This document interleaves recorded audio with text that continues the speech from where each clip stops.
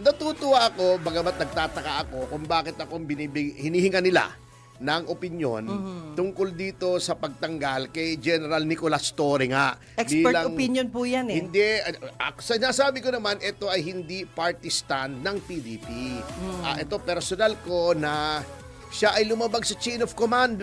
Very simple lang naman, insubordination. Tama. Nagbalasa siya ng mga personnel na hindi dinadaan sa NAPOLCOM. Tama. Kasi ako naman galing din sa DILG. Oo, yes. Diba nung panahon ni Pangulong Erap na ang kalihim ng DILG ay si Mayor Fred Lim. Ako ay isang ASEC doon at alam kong kalakaran. Bago ka magpatupad ng pagbalasa, ganyang high level, isusumiti mo muna sa NAPOLCOM, approve mo, pag-approve na at wala namang reason siguro kung bakit hindi i-approve. Opo. Ay saka mo ipatupad. Ayun. Siya baliktad, pinatupad niya muna, Bago sinabihan siya ng NAPOLCOM, mali, ayaw niyang sumunod, bagkus ay humingi pa siya ng kanyang suporta mula sa mga region, di ba? O bago sabi niya, ayos na yan. Internal matter lang yan. Hindi pala ayos. Ayun, naayos siya. Tinatanong sa akin, bilang abogado ni Pastor Kibuloy, ano daw pananaw ni Pastor? Sabi ko, wala naman sapagkat wala naman ako naririnig. Opo. At ang naririnig ko lamang kay Pastor Kibuloy ay yung kapatawaran. Opo. At para sa akin, kung yung ginawa niya kay Pangulong Duterte na chairman ng PDP ay, well, ginawa na niya yun. Siguro ay patawarin na natin siya at sapagkat, ayan naman dumarating naman sa kanya yung mga ganyang bagay na, yun nga sinasabi ko sa iyo, di ba yung kahapon yung masyadong mataas ang lipad. Yun. Pero wag na natin siyang tuligsahin o wag na natin siyang, kasi medyo down siya, wag na natin siyang batikusin. Yan ay nakalagay naman po, yung pagpapatawad ay nasa Mateo 6, ang talata ay 14 hanggang 15. At ito po ang sabi, sapagkat kung ipagpatawad ninyo sa mga tao ang kanilang mga kasalanan, ay patatawarin naman kayo ng inyong Ama sa kalangitan. Yes. Datapwat kung hindi ninyo ipatawad sa mga tao ang kanilang mga kasalanan, ay hindi rin naman kayo patatawarin ng inyong Ama ng inyong mga kasalanan. Yan, nakalagay po yan. So, tapos na yan, hayaan nyo na siya. At nakalagay din sa Marcos, hindi si Pangulong Marcos, si Apostol Marcos, sa 11, ang talata ay 25. At kailanman kayo'y nangakatayong nagsisipanalangin, mga pagpatawad kayo kung mayroon kayong anumang laban sa kanino man, upang ang inyong Ama naman na nasa langit ay patawarin kayo ng inyong mga kasalanan. O, di ba? Ayun, maganda. Ganun lang ang attitude natin. At huling talata na po, sa Lucas 23:34, hindi si Lucas Bersamin ito, Opo. Oo. Ito po, ang sinabi ni Jesus, Ama, patawarin mo sila, sabagkat hindi nila nalalaman ang kanilang ginagawa. Yan yung pinako siya sa krus, di ba? Ang Panginoon sa Kristo. At sa pagpapabahabahagi nila ng kanyang mga suot, ay kanilang pinagsapalaranan. So, hayaan nyo na yan. Ang wag muna nating patawarin, kapagkat malaki ang kasalanan din, ay yung mga gumawa ng flood control scam. Ang nakakatakot dyan, ang dami ng diversionary tactic at baka malimutan. Wag po nating kalilimutan yang investigasyon na yan. At sana nga po, lumabas na ang katotohanan. Unang-una, ito nga po ang nangyayari. Bakit ba? Ano bang meron itong mga kaanib sa mababang kapulungan na walang gustong pumangalan sa kanila? Di ba? Nag-privilege speech na si Senator Panfilo Lacson. May iba siyang sinabi pero mga maliliit Bago sinabi pa niya, may 67 na siyang bilang ng mga kongresista na sangkot dito sa flood control. Wow, dami nun. Ayaw naman yung bigay ang pangalan. Paano yun, sir? Pag Si Isko Moreno, ganun din. Sa Maynila daw, may 14 billion. Wow. Na flood control. Pero ang itong Maynila ang isa sa pinakalubog Oo nga. sa baha kapag bumabagyo. Tama. Actually, alam nyo, noong termino namin ni Mayor Lim, 1992 to 98, ako'y nasa City Hall ng Maynila Opo. bilang Special Legal Counsel to the Mayor. May namatay pa dyan sa Lagos Nilad. Oo, dahil sa baha. Noon pa, sa isang sasakyan na may nalulan ay 3 tao. Pumunta sila sa Lagos Nilad, hindi nila alam baha. Ala. Di sinalpak nila yung tubig baha. Naka- Malalim ha, malalim. Nagpanik siguro, hindi makalabas sa sasakyan, nalunod. Ayan. Ni-rescue pa namin. Talaga. So talagang matindi ang baha. Opo. Kaya nakakatakot na wala nang gustong magpatugtog ng kantang tuwing umuulan at kapiling ka, di ba? Oo nga, kantay. Kasi hindi maganda kung kapiling ka pag umuulan, lulusong kayo ng baha. Lulubog ka. Leptospirosis. Delikado. Mahirap yung baha, di ba? Opo. May kanta pa dyan, di ba? Apo. Yung lumusong siya sa tubig, di ba? Ang paa niya nabasa, lumusong siya sa tubig, ang At tuhod paa. niya'y nabasa. Ala. Lumusong siya sa tubig, ang bewang niya'y nabasa, ngunit ang kanyang di pa rin nababasa. Waterproof, waterproof. Oh yeah. Malabastas! Manawalan modo. Baka iba isip nila. Oo. Ah. Oo. Ang kanyang puwet yata. And anyway, prescinding from that, Opo.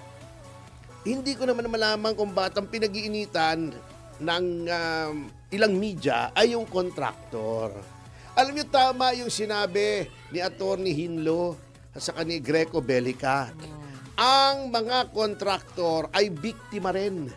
Sila ay biktima rin ng pangingikil ng mga opisyal.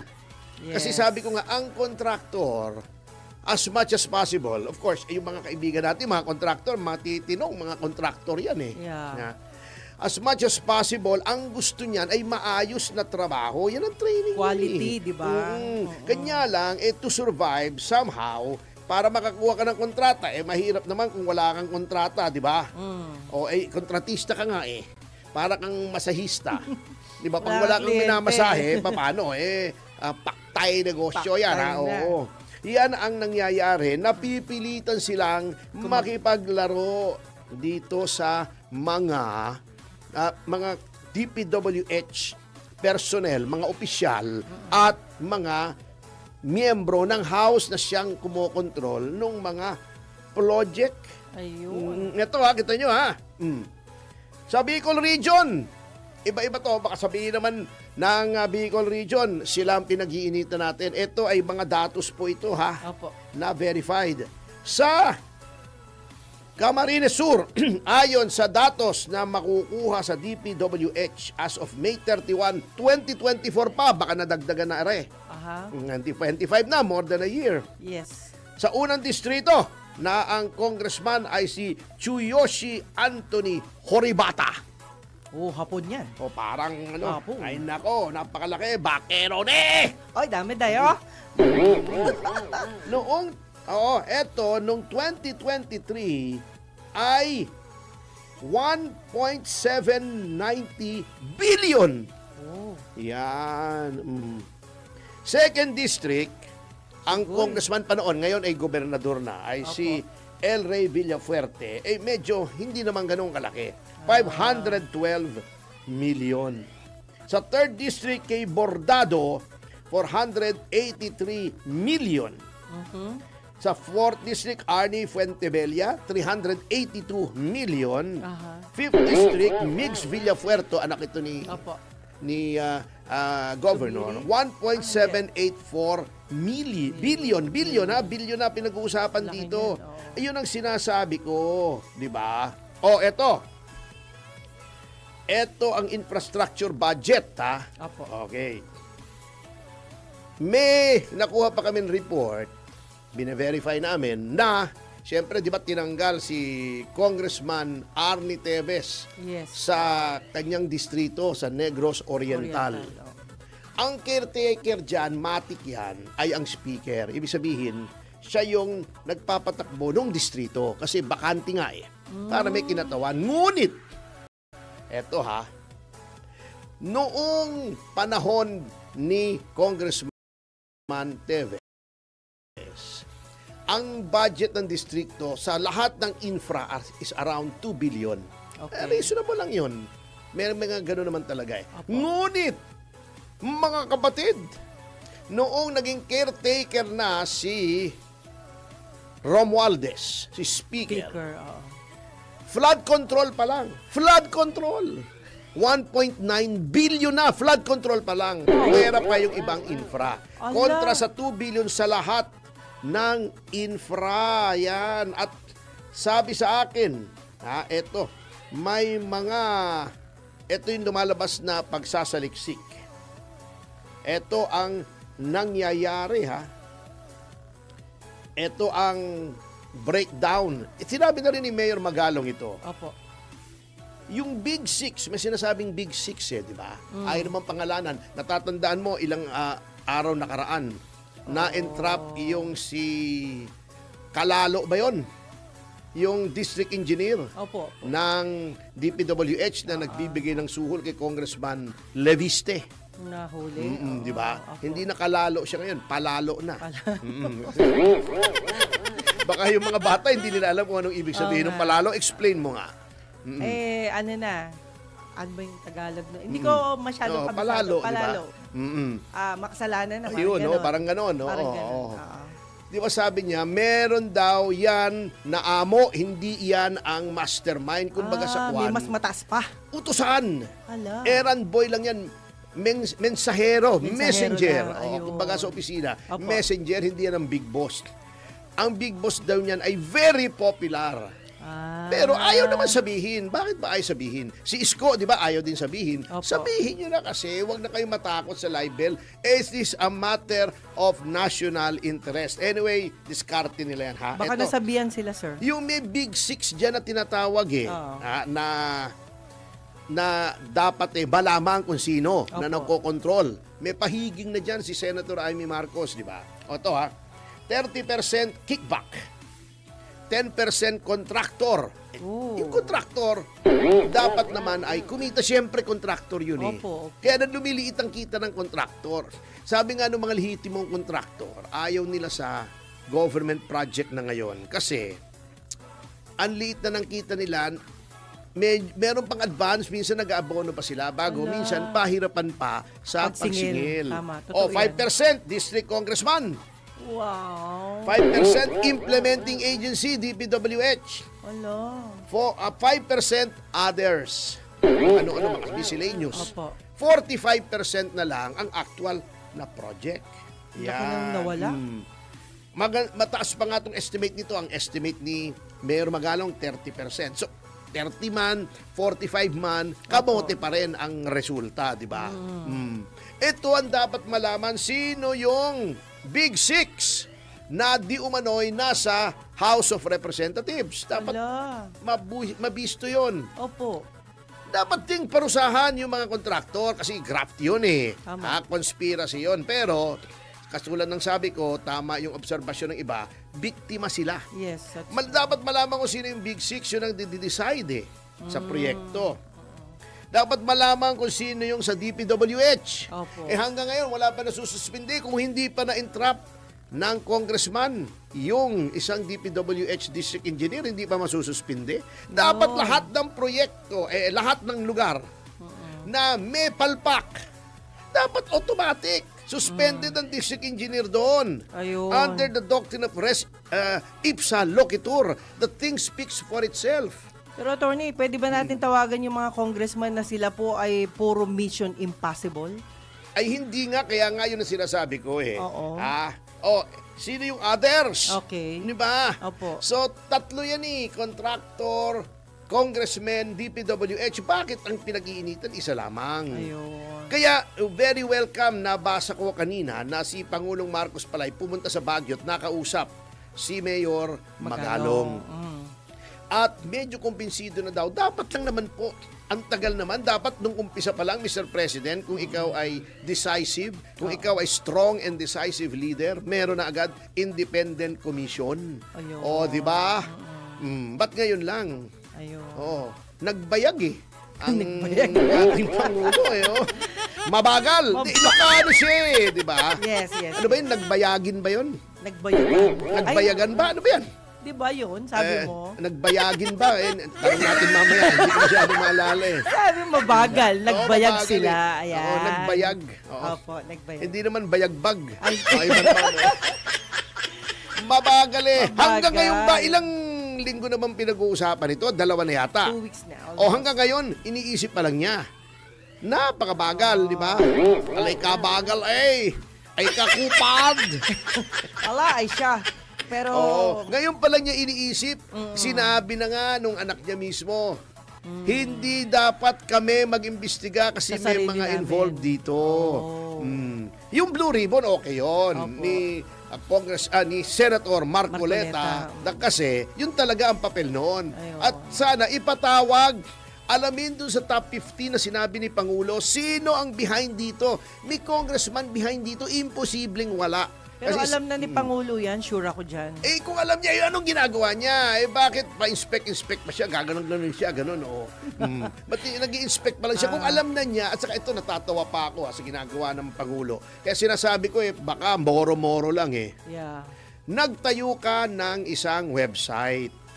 Isumbong mo sa Pangulo. Opo. Anak ng teteng, Pangulo ka.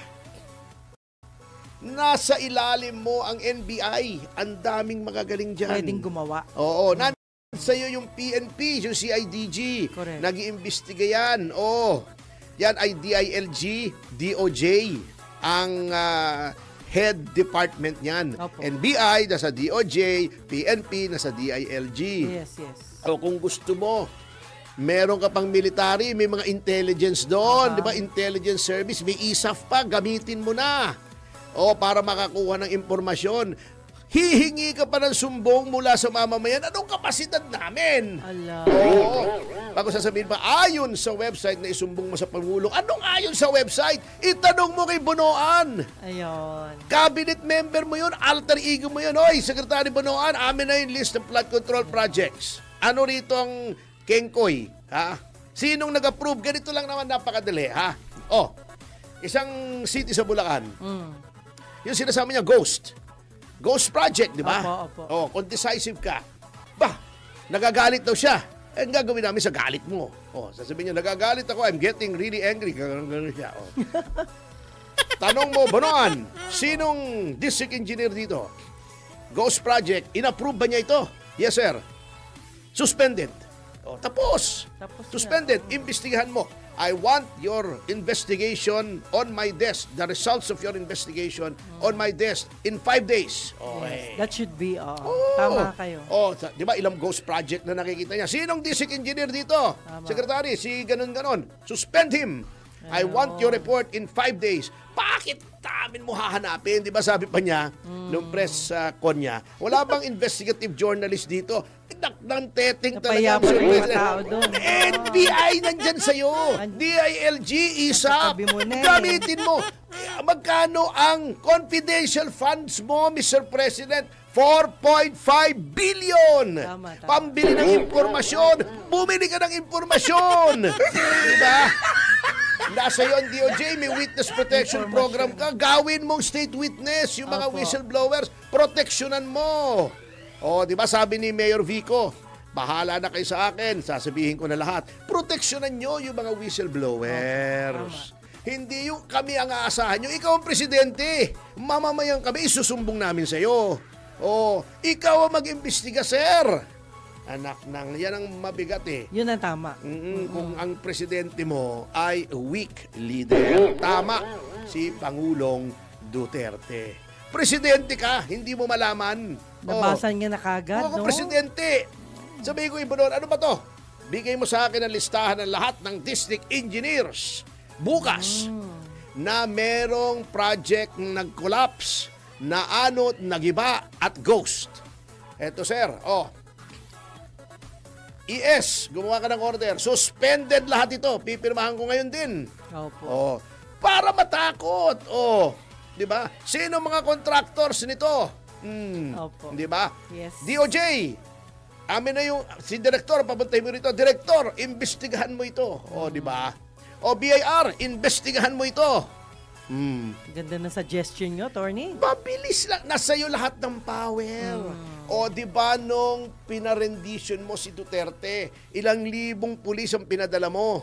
O, noong pinahukay mo yung KOJC, ilang libong pulis ang pinadala mo? O, noong gusto ng House, di ba, na i-impeach ang daming resources, mga insertion. Yes. O, hindi mo magawa ito? Investigasyon lang ito? Ay, may nakabok. Yun naman, baka sasabihin ni Claire, ang presidente natin, ay maaga magising. Aanhin natin kung maaga ang gising, kung kukuya-kuya-kuy lang naman. O, puro forma lang naman. Bibisita. Yung pag-visit, hindi na trabaho ng presidente yan. Pakitang tao na lang yan. The president should be on top of things. The big picture, hindi ka para mag-micromanage. Kaya nga may sekretary ka ng DPWH, may sekretary ka ng DILG, ng DOJ, magkapatid. Kayo magkapatid. Ayusin nyo to. Bigyan nyo ako ng report. Anyway, 500 million ang confidential funds ninyo. A year. Bumili kayo ng information, report nyo sa akin. Kundi, paguntugin ko kayong dalawa. Ganun. Diyos. Mabait daw siya. Mabait Santa daw po Maria eh. Elementary School naman. Siyempre, pag mabait, hindi nagsasalita ng gano'n. Ay hindi pwedeng mabait. Ang kailangan ng bansa ay Na may matapang. nabakal. Parang si Lee Kuan Yew. Ayun. Uy, Mabait maganda ba si yun. Lee Kuan Yew? Palamura rin yun. Manood kayo nun sa Netflix. Lee Kuan Yew. Yung Remembering About- Lee Kuan Yew. Kung about paano, Singapore. pati yung aircon. Yeah. Mumurahin ka niyan. Oy, bakit ganito? Mainit! Di ba? Ayos, Sabi, di ba yung nag-rally, nag-welga yung mga trabahador ng isang pabrika. Yeah. Tinanggal sila. Sabi nila, tanggalin nyo lahat bago nagreklamo. Sabi niya, rally kayo, welga kayo. Ngayon, wala kayong trabaho. Kesehoda kayo! Di ba wala na nagwelga? Ayun. Kesehoda kayo! Anyway, sa notang yan mga kasama ay magbabalik ang Yes, Yo, Topacio!